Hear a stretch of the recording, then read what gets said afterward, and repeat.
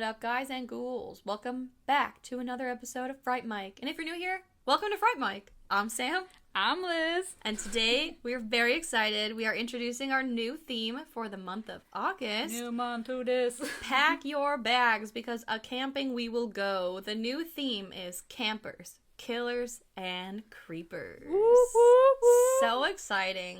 Camping during the summer. Of course, it's the end of summer. We're trying to get our last camping adventures in. I myself will not be doing any camping. Oh God, no. I hate it. But I like the movies. Oh yeah, I'll watch other people camp. For me, I like to camp. I like to rough it in like a Holiday Inn. That's roughing it for me. Truth. Yes. But that is our theme. I'm so excited. We have some fantastic episodes lined up for you this month. So make sure you tune in every Wednesday. Well, we're starting it off, kicking it off, with two very classic camping horror movies. We're talking about Sleepaway Camp and Friday the 13th, Part 2. Alright, so first up, we're going to be talking about Sleepaway Camp, which came out in 1983. Currently has a 6.3 out of 10 on IMDb. I was so shocked to see this. It has an 82% on Rotten Tomatoes. Dang. I know. Oh my God, that's high. I know. That's actually surprisingly high. It's honestly, I thought so, but it's kind of like one of those where it's The Room, where like Rotten Tomatoes, like, I think it gets that like so bad it's good bump, you know? Yeah, I agree. Yeah, but still, great ratings. 100% in my heart, but... It does. Yes. It's the perfect summer horror. It really is. It's so much fun. It's part of my essentials. I know I asked, we asked on Instagram, I think actually on Facebook too, we asked what your summer essentials were, as far as horror, and Sleepaway Camp was a popular answer. Definitely. It was my answer, that's for sure. Yes, it was one of mine. Yes. And it's true. It is so bad it's good, but that's what I love in horror movies. Yeah, well, like, this one is so much fun because it's camp. It actually has, like, young people cast as the campers rather than, like, the trend of casting, like, 28-year-olds pretending to be, like, in high school. So it just, like, it feels fun. It's, like, got those bad, like, cheesy B-movie elements, but it's also, like, what makes it a fun watch. Like, you can watch it with your friends. You can, like, quote-unquote hate watch it if you want. Or, like, you know, make commentary about it. Yeah, but it's just, like, an easy breezy, like, hour and 20-something minute movie, and it's so much fun. It is, yeah. And I think what sets it apart, especially from, like, the Friday the 13th movies, I know it came after, and people say that it, like, kind of ripped off the idea, but, like, in its own way, I mean, like, Friday the 13th, there's only one movie where they actually have campers at the camp. Yeah. Whereas this movie, like, yeah, these horrific murders are happening, and, like, even to the young campers, like, there's some murders, and there's still kids around. Yeah, one of them gets accused of being the killer by the camp owner, no less. I got thoughts about that too, but we'll get to thoughts. that. I already got thoughts. But yeah, like, at least, like, they went there. They introduced, like, these kids in this, like, horrible setting. Yeah. In more than one way, which we'll also get to. Yes. But, shall we, yeah, so it's not just about, like, the counselors. Right. Shall we not forget the incredible dialogue in this movie? I mean, I'm pretty sure I've taken more notes just dialogue alone than, like, anything else in this movie. Yeah. Like, yes, we'll get to it. one-liners. Oh my God. Well, we'll jump right into it. The movie opens with a boating accident, essentially. A father is swimming with his two kids, a boy and a girl. And they were, like, messing around on the boat. They flipped it over, and they're swimming, while these unruly teenagers are not paying attention to where they're going, and they end up running into them. So, we do see the dad is KO'd, as well as a child. Which child? We don't know. We're, in the next scene, we do assume then, because we are introduced to Angela, that it is the boy that gets the axe. But I do have to note, we get the first iconic line of the movie with the dad going, "You little schemers." Also, these kids, they have the most thickest, heaviest, I don't know if it's New York, I don't know if it's New Jersey, I don't know, but they sound like they're 40 years old and they've never left like Long Island. They're like, "Oh, Dad, do you think we could go water skiing or something next?" Like, bitch, what? Where did you come from? But yeah, so the next scene, we see my favorite character of the whole movie, Aunt Martha. I'm surprised Judy's not your favorite. Judy's my second favorite. Oh, okay. Queen Aunt Martha, who's talking to Angela, who is one of the survivors of the boating accident from the beginning, and her cousin Ricky. And Aunt Martha is in a movie of her own. She is like cuckoo bananas. Yes. She is like, the way I can describe it is like Aunt Martha is in a John Waters movie and everyone else is in a camp slasher movie. Like, she's like, "Oh, even though they know I am a doctor," and like, "Oh, I've tied a string around my finger so I won't forget. But I did forget." Like, she literally has like her own performance. Yes. She's a one-woman show. It's incredible to watch. And she's dressed like a character out of like I said, a John Waters or like Pee-wee's Playhouse. Like, I was gonna say she has like a primary colored like French wardrobe with her like beret. I'm obsessed with her. I'm obsessed with this woman. I need to know more. She needs her own movie. But she basically like prepares them for summer camp, and then we see the scene of campers descending upon the campgrounds, and we are introduced to Papa Earl Jones, who is Darth Vader's dad. Yes. And he's one of the... You recognize that voice immediately. Immediately. It's iconic. Yes. He's one of the, like, camp workers, and then he's talking to the cook, who is an outward pedophile, and no one seems to notice. I mean, they make it so uncomfortably obvious. Like, I mean, to us, but, like, ew. It's so weird, like, and he's in it for, like, you know, like, the beginning part and everything, but, like, it's so gross. Well, like, he's the real villain of the movie, if we're being honest. I mean, truly. The stuff that he says out loud, and, like, to other people, and then they, like, "How did you pass the background check, sir?" Yeah. I don't... Well, ugh. Honestly, the whole, like, this camp being open and staying open this entire movie to begin with is a mystery. Right. Well, isn't it, like, for sale? Yeah. Isn't there, like, a for sale sign on the Camp Arawak Yeah, thing? but, you know, the entire movie, these, like, murders are happening, and the owner is like, "Well, we'll just tell them that they left for the day and they're not coming back. Or they found another job." You know, like... Nothing to see here, folks. Yeah, get this ambulance out of here because we don't want the campers to see and we don't want their parents to find out. They're, like, covering everything up. Right, like, "You're scaring the kids away. Get out of here." Yeah, so it's already, So like, weird. run by shady-ass people. Yeah, Mel is a shyster of all shysters. But yeah, so, like I said, all the campers are, like, running around. Everyone's finding their bunks, whatever. Then we meet Ricky's friend Paul, who says, "Judy's got huge titties." Maybe not in those exact words, but he implies it. And then we do meet Judy, and she is, like, the summer whore. Yeah. Like, she definitely just came in. I don't consider them big titties, like Paul claimed, but she's definitely got some titties. She's showing them off. I call her Judy with the good hair, because she's got hair, like, down to her ankles. A lot of hair. Yeah, she has a lot of hair. You know who she looks like? It took me until, like, halfway through this movie to realize it.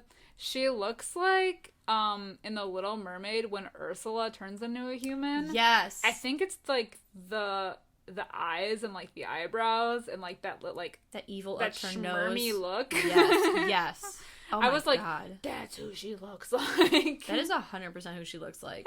For sure. But, you know, I love Ricky. Oh, Ricky's the best. Ricky's a G. Ricky, he's the MVP of this movie. And we kind of learned that Angela doesn't really talk. Like, hardly at all. Yeah, she's a straight up mute. She, like, is super, super shy. And, like, Ricky, it's very protective of her, which is adorable. Yes.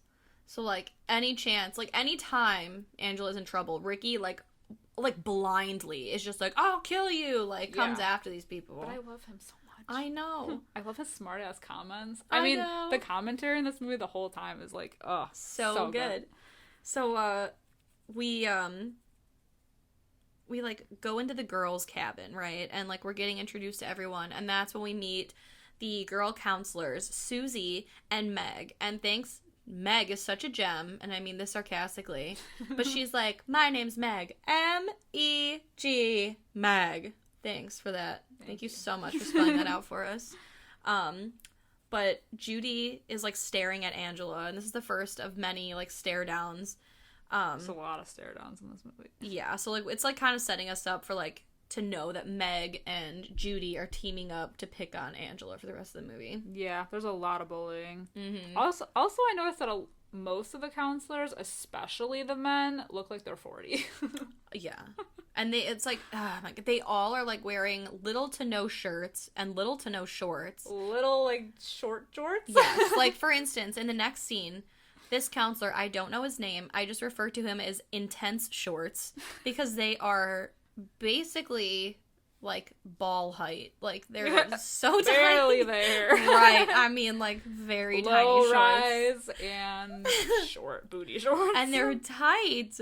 But he's like, Angela, I noticed you're not eating. Let me take you into the kitchen and introduce you to the pedo cook. I'm sure he's got something for you to chow down on. God, and the scene is horrible. He takes her in, like, the walk-in freezer. He's like, oh, I got something for you in there. And, like, tries to basically expose himself. But luckily, Ricky, like, pops in and is like, what are you doing? And then they both run out, like, just in the nick of time. Yeah. Thank God, because, ugh. Yeah, so gross. Yeah. And, like, this is the first day of camp. Dude, come on.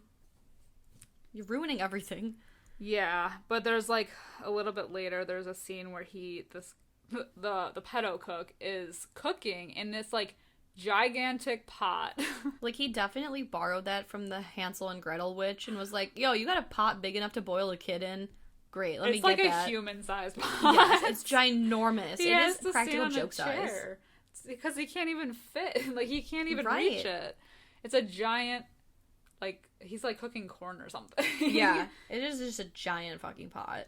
So we see, like, he's cooking and he, like, walks off. And so, like, there's, like, clearly somebody else in the room, but we're only getting, like, from their viewpoint. We're not getting their face. And like, the pedo cook comes back out.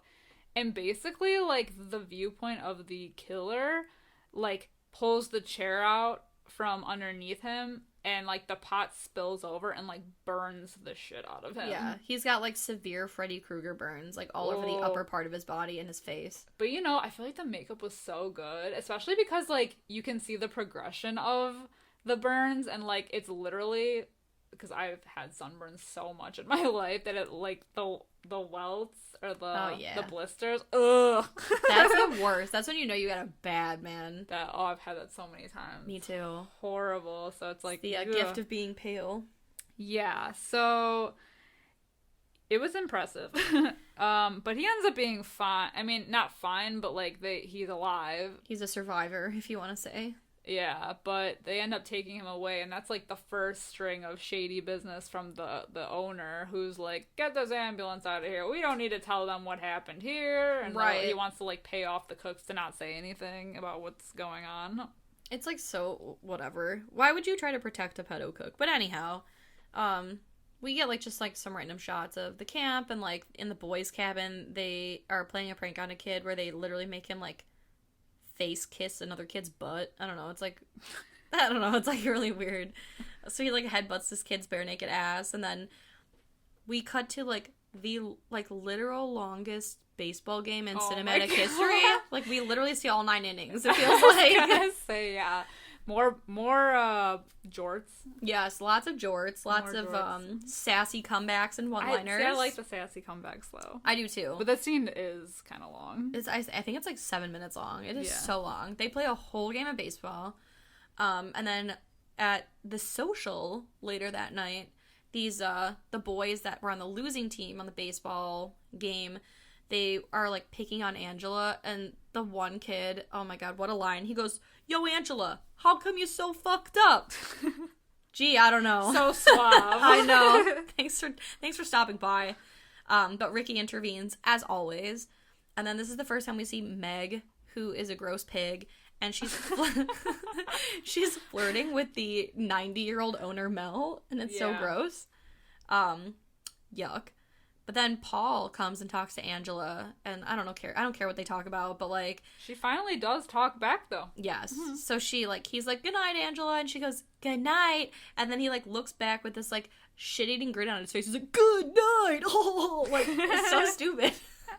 But he's so excited. And then Judy, she, like... is eyeballing them from the corner. Like, she's up to something. Right. I feel like Judy thinks, like, she's the brunette vixen of this, but, like, everybody wants to be all on Angela's dick because she's so mysterious. So she's like, you know. But, yeah. At night at the beach, some boys and girls are hanging out. 2 of them take a canoe out. In the crowd, there's a super tall ginger girl that I can't take my eyes off. She looks like she looks like if Little Orphan Annie played for, like, like the WNBA. She's so tall. Also a lot of skinny dipping and, like, pale man ass. Yes. Which is so funny because, like, at the end of that social scene, they're literally like, all right, kids, let's get in our bunks, like, time for bed. But then these kids have enough time to go skinny dipping and no one catches them. Like, yeah. I think they're the counselors. See, it's hard to tell. It is hard to tell. Because, like, everybody looks the same age and they all look 40. I know. Except for, like, the obvious kids. Yeah. But yeah, like, some of these, like, I don't know, whatever. But, it's Kenny and Leslie that take the boat out, and it tips over. Oh, yes. And then... so Leslie, like, flips out on Kenny and, like, swims back off to shore, whereas Kenny's just kind of, like, chilling in the overturned boat. And then all of a sudden, like, a figure pops up, and he's like, what are you doing here? And then that's the end of Kenny. And Kenny did. They killed Kenny! You bastards! The figure drowns Kenny. Yes. The next morning, there's a guy who was ordered by Mel, apparently, to pick some stuff up, but he just throws things because he's pissed, and he says Mel should get his fat ass down here and pick it up. But then he discovers the body. And then a mustachioed cop comes with a real mustache, which will be important later. Because of the not real one? Yes. But Mel's like, it was an accident. And then the intense short shorts guy was like, oh, it's like so weird because I remember that kid being a good swimmer. And the cop doing such a good job at his job is like, huh, weird, and drives off.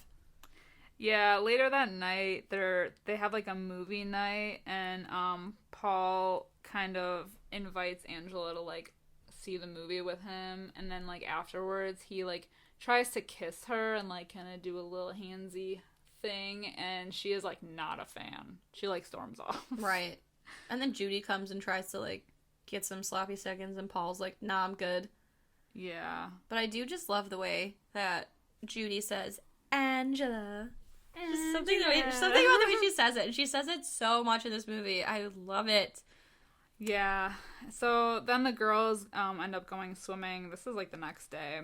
And again, Angela's, like, sitting off to the side, being quiet, not bothering a single soul. And Meg is, like, giving her the hardest time. Like, literally the amount of bullying scenes in this movie. It's crazy. And, like, Angela does not say anything. She literally stares at her. This is, like, the second or third time this has happened where Meg yells at her, and Queen Angela, just stares at her like she smells like rancid dog shit. Yeah. And it pisses Meg off so bad, because she, like, at one point, she's like, answer me, you little bitch! Yeah. And so, like, even, like, later on that day, like, they're back at the cabin, and they're all showering, and Angela's just sitting on the bed, and Judy's like, how come you don't shower with everybody else? Like, what are you afraid? And she's like, hardcore making fun of her lady bits. This is, like, such an iconic scene. The one-liners. Oh my god. Like, because she... First of all, it's weird. She's like, how come you don't shower with the rest of us? What are you, queer or something? That doesn't make sense. Yeah. But alright. And then she's like, I bet she doesn't even... she doesn't have... she hasn't hit puberty. And then the way she says the word... period, because she's like, I bet she doesn't even have her period. She has no hair down below. What the fuck? Why do you care if she's got pubes or not? Leave her alone. But then the best line of this whole movie, I swear to God, she was like, Judy says about Angela that she's a real carpenter's dream, flat as a board and needs a screw. And the first time I ever watched this movie and I heard that, I saw the universe just explode in my mind. It is a really good line. It's so good, but it is bullying to the nth degree, man. Like, it is hardcore. And then comes Susie slaps the shit out of That's her right. after That's right. that. And it's deserved, too. It is. Well, so Angela kind of just walks out, and, like, immediately, there's, like, a bunch of dudes hanging out on the roof, like, throwing water balloons at each other. It is a very, like, homoerotic rooftop balloon fight. Yeah, especially with the jorts. Mm-hmm. More jorts. But yeah, they, like, just start, like, throwing a ton of water balloons at her. Like, she didn't even do anything. She is, like, targeted this whole movie, I swear to God. Yeah, she is picked on pretty bad by everyone except Susie. Yeah. And Ricky. So, of course, Ricky, like, runs out and defends her, and, like, he's just a gem. I love him. I know. He defends her blindly to no end, and it's so sweet. Yeah. So, one of the guys that threw the water balloon he goes to the bathroom later. To take a wicked dump. So, he's in the stall, and we see, like, there's a window above him, and it opens, and suddenly the stall is, like latched shut, and so he can't get out, and it just fills with bees. And it makes, like, it's a pretty cool, like, special effects kill, I think. So, like, we just see, like, the beehive inserted into the window, and then we get a shot of somehow, like, his body now not in the stall, but, like, the way his arm looks is, like, completely, like, eaten up and red and, like, gross, and, like, there's just bees completely covering his face and his, like upper torso and everything. The makeup in this movie is, like, on point. Yeah. I like it. Yeah. No, it's really good. So later that night, Paul and Angela end up hanging out again, and they go to the beach where they start making out. And then while they're making out, Angela has this very Mulholland Drive-esque vision of, like, the kids from the beginning. So, like, obviously her and, like, her sibling and her dad. And they, like, watch their dad getting it on with his male friend who was on the beach at the time of the accident. So, like, obviously they were lovers.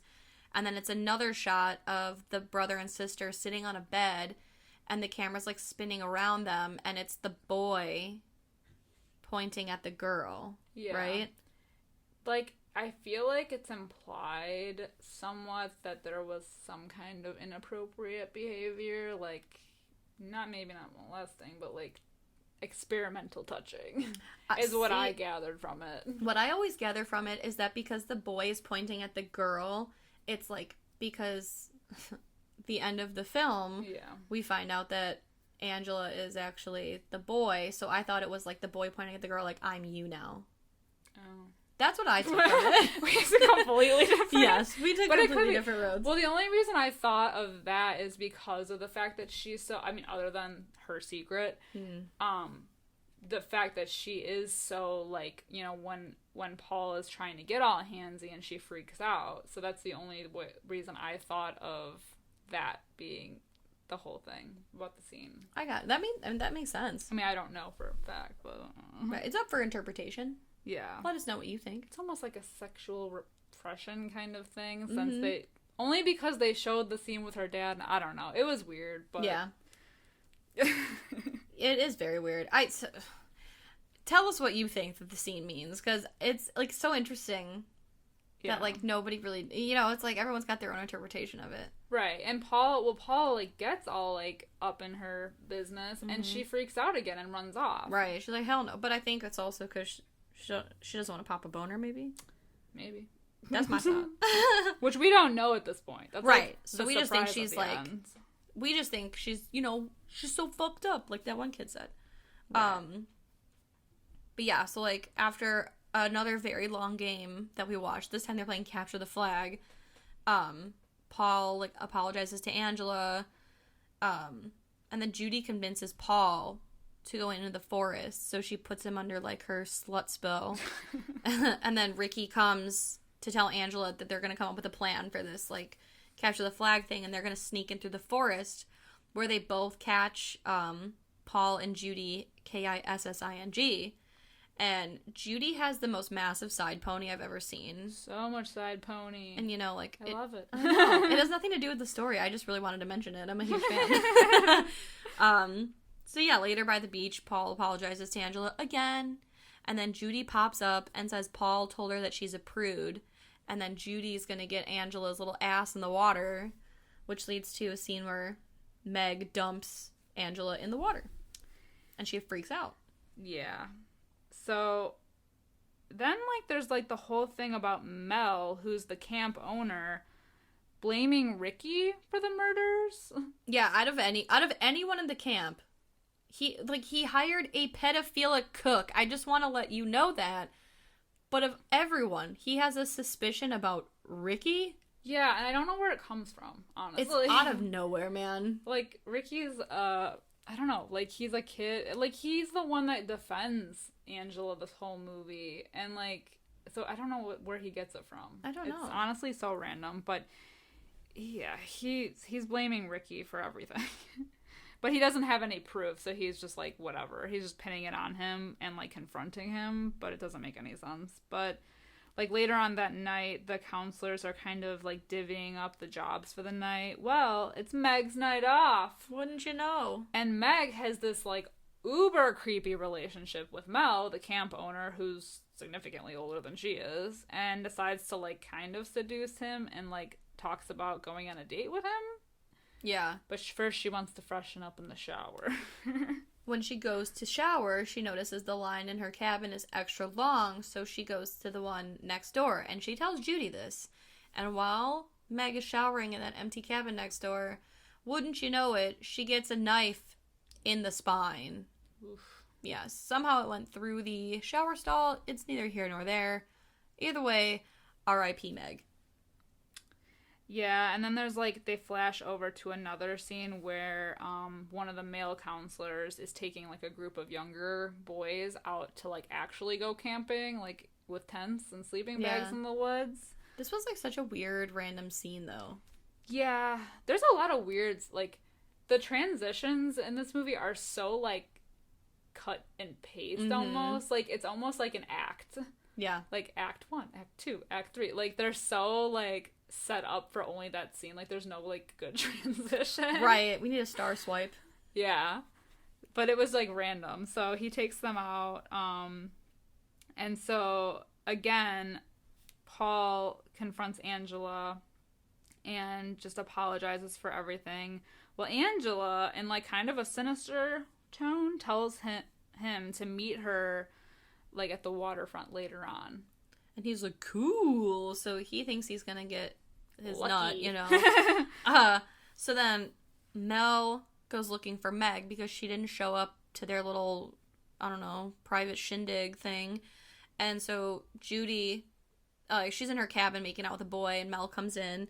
But she was able to sneak the boy away, and she tells him, like, oh, the last time I saw Meg, she was showering in the cabin next door. So he goes, and it's such an amazing scene with such an iconic line, because like, the shower curtain is closed, and just at the right moment when he walks in, she literally just comes flopping out at him, springing into action. Yes, and then he goes, oh my god, not you, Meg, and, like, but then he does, like, a double take, like, what was that? Right. And then he goes on this, like, wild one-man, like, rampage. Yes, like, it's a self-monologue. It's a one-man show. It's very dramatic, and he's like, Ricky did this to you. I had him, and I let him go, Meg. And he's getting back at me for whatever reason he comes up with. It's like the ramblings of a crazy man. So, then, I know I say that there's a lot of memorable scenes in this movie, but this is the most memorable scene in the movie. And it's Judy curling her hair. What happens?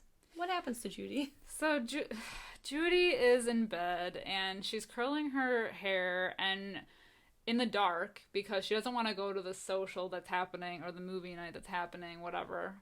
So she's, like, curling her hair in the dark, and the cabin door, like, busts wide open, and we just see, like, a figure in the doorway, and we don't really see who it is. On the HD version, you fully see who it is. But we're, like, not really supposed to. Because it's just a stand-in. Like, it's the kid that plays Ricky standing in. Yeah, like, I just feel like if we watched this on, like, VHS, we wouldn't be able to tell, but because we, like, have it on DVD. If you watch it on Amazon Prime, he's just, like, full front and center, and you're like, oh, and he's supposed to be a red herring, which I guess if you do end up seeing his face, it is a red herring anyway, because he ain't the killer, but... Yeah, so the figure, like, approaches Angela, or not Angela, Judy, and I was like, and she's like, well, what are you doing here? Like, she doesn't say the name or anything, and all of a sudden she, like, gets, like, smothered with a pillow, and we see the figure, like, take the curling iron, and then we just kind of see, like, the shadow of implied curling iron, insertion? Yeah. To quote Judy earlier, penetration. Down below. Yeah. So that's pretty fucked up. Yeah. I really like that shot though. So like we see the curling iron, we know where it's about to go, but then like when it has been inserted, it's just a shot of the wall and like a little bit of the light, I'm assuming from the door being open, and you see her hands shoot up. Yeah. And they're like, I don't know, it reminds me of like Dracula or Nosferatu or something. They're very like, yeah, like claw hands. Yeah, but like obviously somebody's in pain, but it's I don't know, it's a cool shot. So she did, and just gets like dropped. Yeah, she's KO'd behind the bed. So we also cut back to the boy, like the young boy campers who are complaining about being cold. So the main counselor guy takes a couple of them back to go to the cabin since they weren't feeling well, so he like drives off with them. Yes. And then in the meantime, Mel finds Ricky and he's like, you did this to me, I'll get you, and like basically beats Ricky within an inch of his life and leaves him there and runs off. And then that counselor, he comes back to like, so after he drops off the campers complaining that they were like cold, he comes back to the campsite and the remaining campers have all been slaughtered in their sleeping bags. Yeah. And I think these are the kids that, like, picked on Angela at the dance. But it just also seemed just, like, a very random group of kids. Yeah. Like, it was weird. Yeah. So it's kind of like cheap slasher kills, I guess, because they all happen off screen. So Eddie is the one that finds them. And he calls... He calls back to the camp and lets them know that, like, shit's gone down. And so all the counselors are being, like, gathered up to get all of, like, the kids gathered back into, like, the cabins. Because now there's a killer on the loose. On the loose at the camp. Oh, my God. Meanwhile, Mel, after beating Ricky within an inch of his life, stumbles into the archery. And then he stumbles across the actual killer because he's like, no, it can't be you. And our good friend Mel gets an arrow to the throat. In the face. KO! So we cut over to Angela now, who does show up at the beach and is very, like, aggressively like, Paul, take off your clothes. And Paul's like, all right. Giggity. So then we cut back to the counselors. They're all freaking out. People are dead. They find Meg. She's dead. And then here comes the mustachioed cop from earlier, but this time he has the cheapest, fakest looking mustache. Mustachioed-less. I know, he is no longer the mustachioed man. It's like some kind of, like, costume Hitler stash. It looks like they took electrical tape and spray painted it brown. Like, his hair is blonde. I know. And the mustache is, like, black. It's so bad. And shiny. It's shiny. It is shiny. Like a wig. Yes. It is so bad. I don't know why they even bothered. But they find Ricky alive in the woods. God bless. Oh, thank God Ricky is fine because he's the goodest boy in this. So Ronnie and Susie, the good counselors, stumble upon Angela on the beach. Yes. We only see the back of her, but we do see her holding Paul. And she's naked. And she is butt-ass naked. And she's, like, cradling him. And it's weird. Like, rocking back and forth, kind of, like, mumbling and singing. And, like... She's, like, humming. Humming, yeah. And then I did make note, for all of you that have been following along, the intense short shorts guy. What's his name? Ronnie. He has now switched from intense short shorts to intense joggers. They are still just as tight, though. I needed to get that out there for myself. But, yeah, so she is, like, humming and cradling Paul, and then we get a flashback. And wouldn't you know, there's a twist to this story. Angela is actually Peter. And Peter was the survivor of that boat accident, not Angela. So Queen Martha was like, I always wanted a daughter, but then my husband left. Oh, never mind. I've always wanted a girl. Angela, I think it means angel. You'll be my little girl, Angela, won't you? And she couldn't have 2 boys because she already had Ricky. Exactly. So now she's got her girl. And then it leads to the weirdest ending to a movie I think I've ever seen personally. Angela stands up and Paul's head rolls out of her lap. And she has a penis. She got a full-blown penis. She hangs she dong. Is standing there with this, like, maniacal look on her face.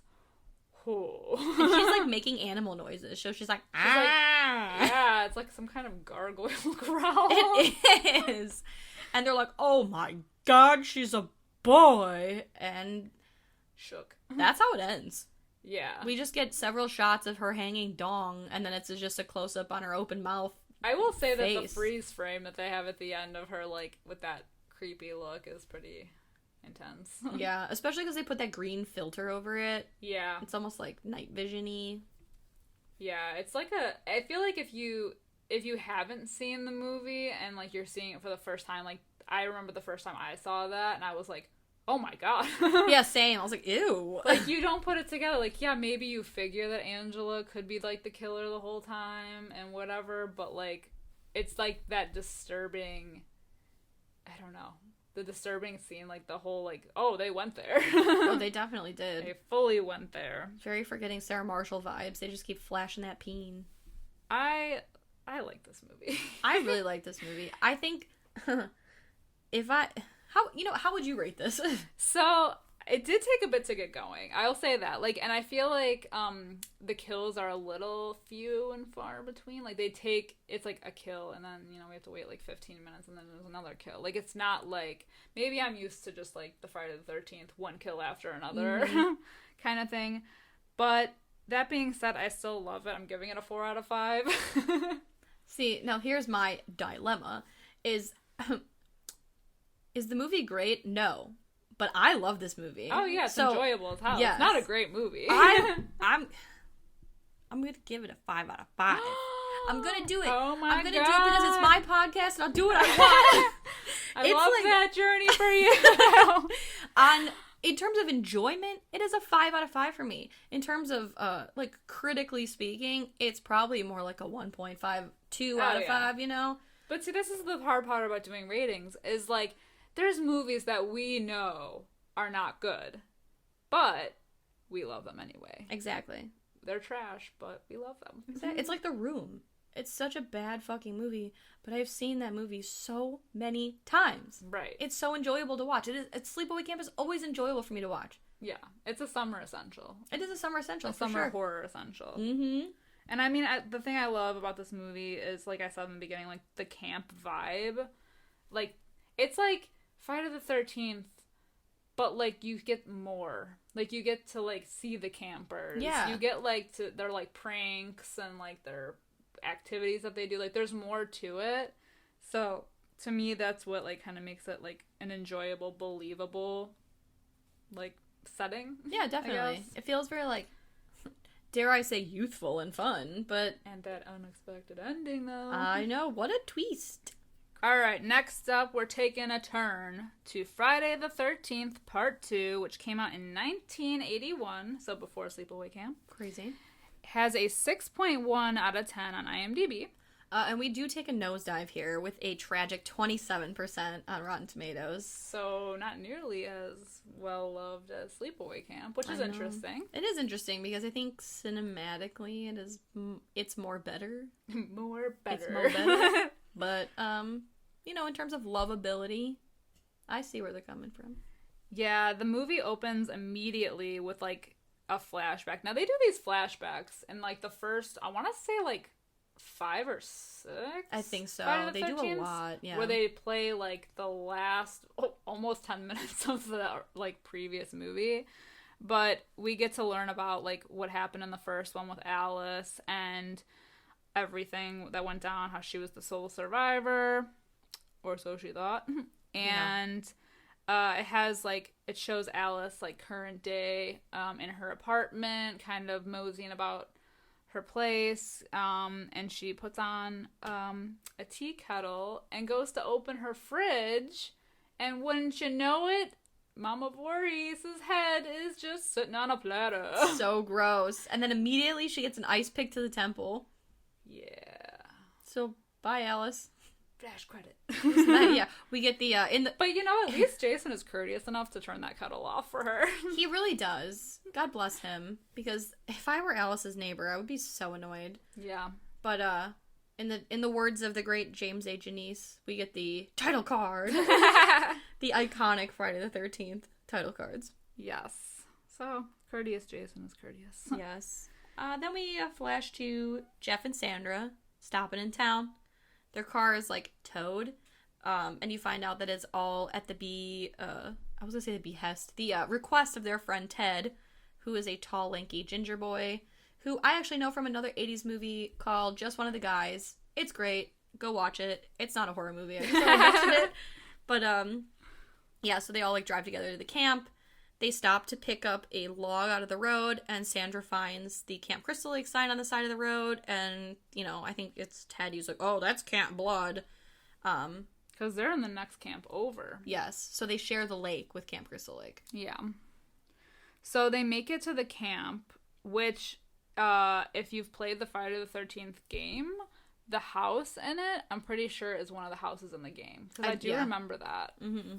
Especially, like, the scene, like, right in the beginning, like, when you play and they're all sitting around the fire. Yeah. I think it's from this. I'm pretty sure. I think so, because they tell the story. Yeah, because it looks familiar in the game, and I'm like, I think that's that house. Yeah. And I really like 2, so, or, like, part 2, so. Packanack. Oh, yeah, I Packanack love it. Lodge. I know. Packanack and Arawak. Yeah. Isn't that crazy? Because Arawak is, Friday. Arawak They always got a whack Sleepaway noise. Camp. Yeah. So, at the camp, we meet the counselors. There's a very hot counselor named Scott. He looks like Prince Eric. He does. He throws a rock at Terry's, like, booty hanging out of her booty shorts. Yeah. But then we meet another Paul. This time he's the head counselor. Mm-hmm. And then Ginny. Ginny and Paul definitely used to bang. Definitely. I also love that Paul gives instructions to the women that since there are bears, please keep clean during your menstrual cycle. He's only being thorough. I guess. I was like, wow, this is very Anchorman. I heard their periods attract bears. Well, that night, Paul has, like, a bonfire, and all of the counselors, they're all talking about this. He tells the story about, like, basically, like, Jason's origin and how he came to be, and the story of Camp Blood and everything. And as he's, like, getting to, like, the climax of the story, Ted, like, jumps out to scare them all because he's the prankster. That silly, goofy old Ted. Yeah, so that night is kind of like a blah because all the counselors are just canoodling. Yeah, they're all getting in various forms. Yeah, so, like, at one point, Paul and Ginny are getting it on. Well, they're making out. And Crazy Ralph is watching, but then someone comes behind him with, like, a, what is it called, like a garrote or whatever, and, like, he gets strangled. Yeah, gets his little throat cut. Well, the next day, Jeff and Sandra end up like sneaking off to Camp Crystal Lake because they're curious. Because it's off limits, right? And you know when you tell teenagers that shit's off limits, that's the first place they go. So everybody else, like, hangs back to swim, but a cop ends up busting them. But they do find, like, because, like, the one counselor comes with, like, a dog, and it's the cutest little pupper. His name's Muffin. Or is it her? Her name's Muffin. Her name is Muffin. But they do find, like, remnants of an animal that looks like Muffin, and they're like, oh. Yeah, they're like, maybe let's not tell Terry about that. Yeah, but the cop busts them for trespassing and, like, gives them shit and gives Paul shit about it. So we see the cop, like, driving off after giving them a warning, and a figure, Jason, darts in front of the cop's car, and, like, the cop just, like, abandons his car in the middle of the street and just immediately, like, takes off into the woods to chase him. Yeah, he's on hot pursuit of Jason right now. and he stumbles across this, like, literal shit shack in the middle of the woods. Jason's squatting shack. Yeah, exactly. And, yeah, so you know what happens when you trespass on a serial killer's property. You get a hammer to the head. That's right. R.I.P. the cop. Yes. So, the interesting thing is that most of the counselors that night head to, like, the town nearby to party, except for Jeff, Sandra, Mark, Vicky, Terry, and Scott. But they're, like, gone for most of the movie. Yeah, they basically were like, how do we get only a few people at the camp? At a time. Right, and tell everyone else to fuck off. So everyone's, like, getting drunk at a bar in town, and the rest of the couples are basically there to, like, shag. So Terry ends up, like, kind of wandering off. She's, like, looking for her dog. She doesn't seem that worried about the dog, because then she kind of just stops and, like, immediately just starts skinny dipping. Yeah. So, as a joke, because Scott has a thing for Terry, he, like, takes her clothes and, like, runs off. But he ends up getting caught in, like, some kind of weird trap.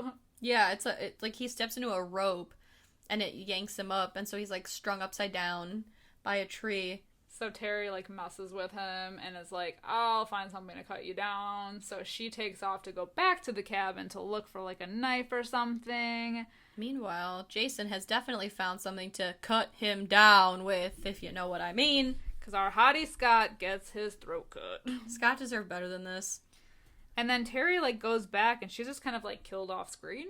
Yeah, that's, like, one of the only things I don't like about this movie is that, like, Terry she's like, oh my god, and finds his body. And then we never see her again until the end of the movie when she's just dead. Yeah. Like, I'm sorry, Terry deserved better than this. Yeah. Inside the cabin, however, we get an arm wrestling scene with Jeff and Mark, and then Sandra's like, I'll wrestle you. So then Sandra and Jeff go to bang, and then Vicky comes in hot with the sexual innuendos with our man, Mark, who we must note is in a wheelchair, just for future reference. Just keep that in mind. Because it takes part later. Yes. Or it's important for later. We also flash back to the bar where Ginny is kind of talking about the origin of Jason and how, like, sad it is, even though everyone's kind of, like, joking about it. And she's like, well, think about it. Like, he's a young boy and he lived that way alone his whole life and everything. So she kind of, like, reflects on the story that they were talking about the night previously. Well, because she's a child psychologist. She does mention that. So she, like, has some sort of, like, background in child psychology. So she's like, oh. And she has that sympathy. Right. She feels bad, and, like, Paul and Ted, like, mock her. So everybody is kind of, like, canoodling back at the cabin. We have Jeff and Sandra who are, like, getting weird up. Getting freaky. Getting freaky on the second level. And then, of course, Mark and then Vicky is like, I'm gonna go freshen up. And she kind of takes off, and Mark's like, okay. Well, he hears a noise on the porch, and poor Mark, he, like, wheels his way down, and he's, like, kind of, like, looking around or whatever. Then gets a machete to the head. Yeah, like, literally to the face. And then if that weren't bad enough, he gets the machete to the face, and it ends up, like, this, you know, like, the motion of the hack gives him enough momentum to push his wheelchair, and he goes flying down the stairs. And there are so many stairs, so if the machete to the face didn't kill him, the fall definitely did. It's kind of a cool shot, though. Oh yeah, it's great. I told Luke last night when we were watching it, I was like, this is my favorite shot of the movie. Yeah. So then we find we see, like, the I guess, like, the perspective of Jason going upstairs and finding Jeff and Sandra, who are in bed, and they basically get kebabbed. Yes, I said they're like two cherries on, like, a Shirley Temple, like, pick. He, like, skewers them. They're, like, laying in the bed, and before they even realize, like, what's happening, he just, like, skewers them together. He kebabs them. So true. So Jeff and Sandra are kebabbed. So Vicky, meanwhile, is, like, still freshening up, but she goes to, like, look for everyone and ends up finding everyone, like, slaughtered, and then finds Jason, who has, like, the little bag over his head because he doesn't have his mask yet. That's right. He's got, like, one little eye hole. His bag had Jason. But she ends up getting stabbed in the stomach. Yeah. It all happens so quickly. Yeah. It's like nothing for a while and then so much. Yeah. But meanwhile, Ginny and Paul decided to head back to camp. It is now raining, so when they show up, it made me laugh so hard because, like, Ginny and Paul, when they return, Paul first notices, he's like, why are all the lights on? It's like, homie, you aren't paying the electric bill. Right, yeah, okay, Dad. And, like, even Ginny's like, I'm sure they didn't mean to, but, like, they can't find anyone, and they find the bloody sheets upstairs, but then the power goes out. Paul says the main fuse is out, so they're gonna have to go fix it. This is the creepiest scene. Yes.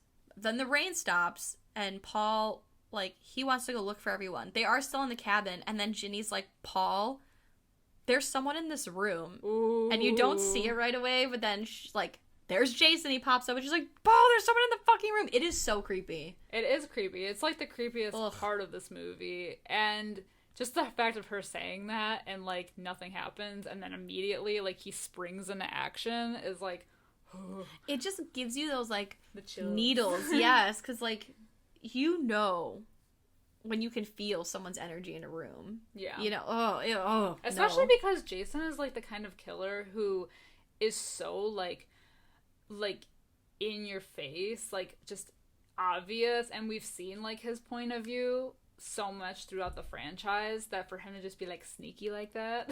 So out of character. I know. But, like, so Jason and Paul are, like, tussling, and Ginny just stands there. Yeah, she's, like, real useless right now. She's like, Paul!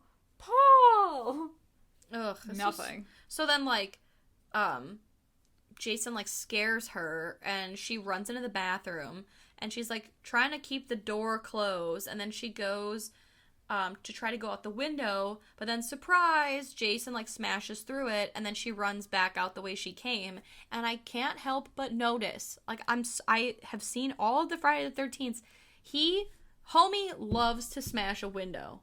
He either comes through the window, throws someone through the window, cracks a glass. He does not like doors. No. I even noticed in Jason X, in space, my homie is still going through the glass. He just can't get enough of it. But in the game, he can't go through windows. What the hell is that? He can only go through doors. That blows my mind. Yes, because I swear to God, everybody take the time, go watch all the movies. Every single Friday the 13th, somebody goes through that window. I think it's comical. Mm-hmm. Oh, definitely. And the third one, he throws someone through the window, and that's how he gets it. Yes. Isn't it the first one he throws someone through, like, a brick? Yeah. Oh my God, it's incredible. It's great. Well, there's, like, basically, like, a cat and mouse chase of Ginny and Jason, like, running through the woods, and she ends up, like, hiding under a bed in another cabin, and I believe pees herself. I also wrote, sees a rat, pees herself, gives away her position. Yeah, and then that's like, sneaky Jason, though. Yeah, he essentially tries to, like, get on top of, like, a chair so that it looks and like pitchfork her. There. Right. Tries to pitchfork her and skewer her through the bed, but she rolls out on top. I think it's the chair breaks, right? Yeah. He gets knocked out. Yes.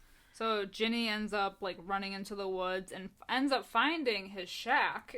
Yep. Where then she goes and, like, sees the shrine that he put together of Mama Voorhees' head. And her sweater. And the bodies of everyone that's dead so far that she hasn't found. Including Terry, who it's like, up until this point, you're kind of like, oh yeah, what happened to her? And then you just see her dead next to the shrine, and you're like, oh, she deserved better than that. Like, I deserve to see that on-screen death. Right. So Ginny, having that background in child psychology, she uses that, and she puts on Mama V's sweater and, like, mucks up her hair a little bit, and so when Jason comes in, she's like, stop, listen to your mother. How does she know how to talk like that? I don't know. Because then she's like, listen to your mother. It's like the way she says it. It's like she knows how she sounds. Exactly. How does she know that? It's the power of the sweater. You put it on and you just... You know. You just know. So all is going well and dandy for her. She's got him, like, under her spell until she raises her arm to, like, I don't know, conk him on the head. And then he kind of, like, looks past her with that one eye hole. And he sees the head on the table. So he's like, wait a minute, you're not my mom. And he goes to, like, attack her. But then in comes Paul. He conks him on the head, I think. Yeah, he ends up fighting Jason. Yeah. And Paul and Ginny, like... Oh, that's when she machetes him in the shoulder. Yes. Oof. So while him and Paul are, like, wrestling around, she comes in with that machete to the shoulder. And then, like a stupid ass, nobody double taps. Oh, no. And with Jason, it's like, you can't even triple tap. He's never going to be dead. Exactly. But they do take the time to unmask him, which we don't see right away. Like, we don't see what he looks like, but we see their expression. I know. Paul literally goes... Jesus. And I was like, wow, rude. Leave this poor kid alone. He's been through some shit. He literally survived on the bottom of a lake for how long? Leave him alone. So Paul and Ginny go back to the cabin, and they hear, like, a noise at the door. So they're, like, getting their guns and weapons ready to, like, pounce. But in comes little Muffin, who wasn't dead. No, and the bow in her hair is still intact and everything. This little queen was just roaming. Yes, and so she pops in, and then all of a sudden we have mutant Jason, who busts through the window to attack Ginny. We get like a full blown like slow mo pause or freeze frame of his face. Damn, it's gruesome. It is. It's pretty gross. I mean. Cut to me 15 seconds ago, like, wow, that's rude, leave him alone. But it was pretty bad. But, yeah, like, so, like, it kind of, like, ends there, but then they flash to the next morning, where we see Ginny being hauled away in an ambulance. We don't hear what happened to Paul. Also, Ted is still back at the bar. Yeah. He never returned with them, so I find it interesting that they don't even, like, address that at all. Well, it's like, they don't address, like, where has Ted been all this time? And the other counselors that went to the bar, who called the ambulance? Yeah. How is she being taken away? How come no one has heard from Paul? Unless they came back and found her. But they don't even say that. It's just, like, very, like, abrupt end. And then the next morning. Right. And then the ending shot is a zoom in on Mama Voorhees' head on that shrine. Yes. So, like... Okay. Overall, though, I think it's a pretty worthy sequel. Yeah, no, I like 2 more than I like 1. Same. Like, so what I, like, believe is that, like, obviously the first one had to happen because it set up the rest of the story. But I find, like, the first movie, the first Friday the 13th, to be more of, like, an origin, like, a prologue. Yeah. Like, it's more of, like, the origin of Jason. Because he's not really in it. Right. Technically, until the end. Yeah. But, like, whereas this one, I feel like, really kicks off the franchise. This is, like, the true first Jason spotlight movie. Right. This is Jason doing what Jason do. Yes. Well, with a bag on his head. Also, I mean, the makeup, like, the mutant makeup Jason is really cool looking. Yeah. Like, mutant Jason. And then, like, the little bag... Like, because he hasn't gotten his mask yet, the fact that he has, like, the bag over his head and the one little eye hole, I feel like it makes him look crazier. He looks, like, creepy, honestly. Yeah. But, and then, like, Ginny, like, she, like, what do you think of Ginny as a final girl? Ginny as a final girl, I have my, like, I have my pros and cons with her. Like, I like that she's sassy. Yes. Especially in the beginning. Pro, she's sassy. She's smart. She seems to have a good head on her shoulders. She uses that child psychology to her advantage. Cons, why are you standing there screaming for Paul? Why don't you get in there and help Paul? She doesn't like to do something. Dirty. Right. Get your hands dirty, woman. But the cat and mouse scenes were fun when she was running and then he was running after her and then she'd hide and then he'd my God. Like, that was fun. The one point where she's hiding in a bush and then he comes by and she just straight dick kicks him, I guffawed. Oh my God, that was so much fun. And I will say, this movie, like, heavily uses the violin shriek. Yes.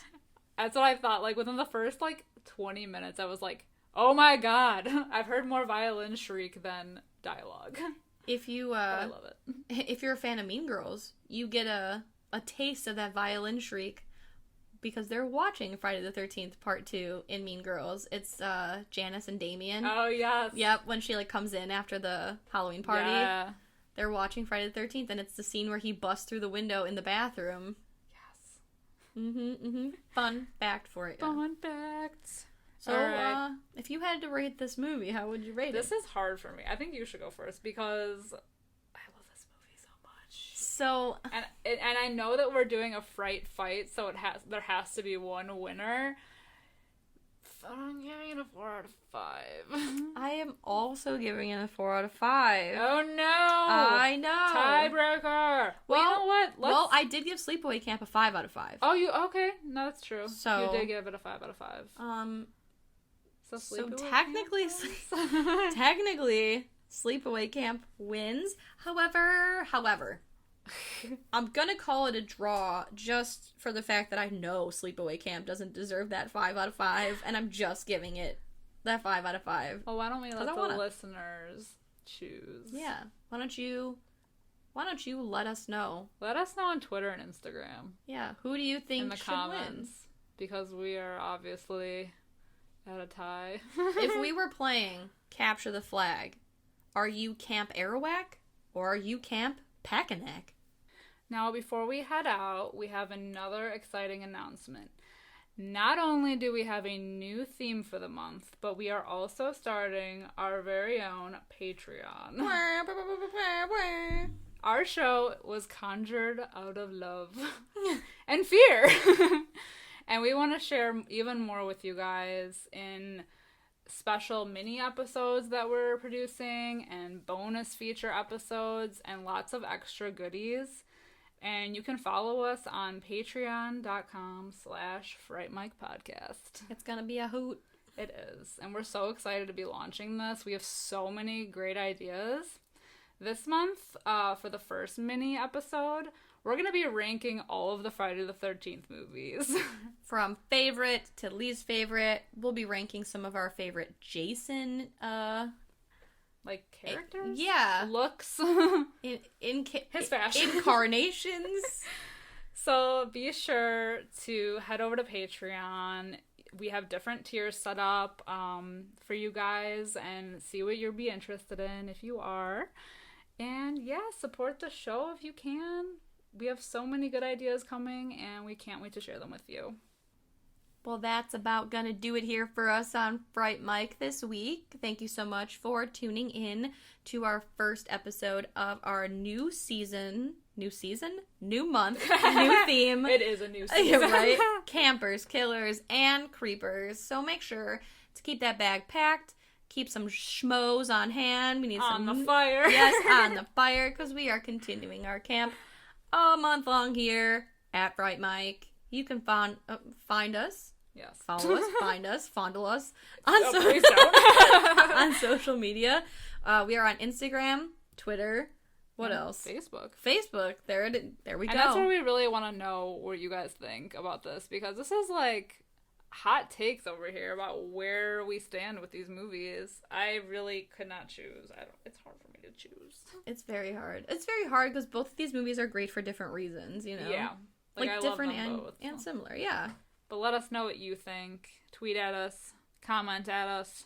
Let us know. Let's get a good Fright Fight going on the old interwebs. New episodes drop every Wednesday wherever you creep for podcasts. We're on Spotify. We're on Apple. We're everywhere. We're in your best dreams. And your worst. And your worst nightmares.